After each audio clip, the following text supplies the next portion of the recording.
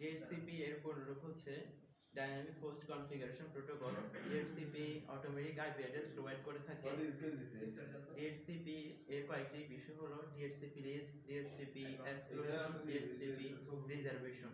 DHCP DORA প্রসেসের মাধ্যমে কাজ করে। ডোরা প্রসেস হচ্ছে discover, offer, request and acknowledge. Discover হচ্ছে ক্লায়েন্ট মেশিন থেকে একটা আইপি অ্যাড্রেস চাওয়া বা আবেদন করা, এবং অফার হচ্ছে সার্ভার থেকে ক্লায়েন্টকে একটা আইপি অ্যাড্রেস প্রদান করা, অফার করা।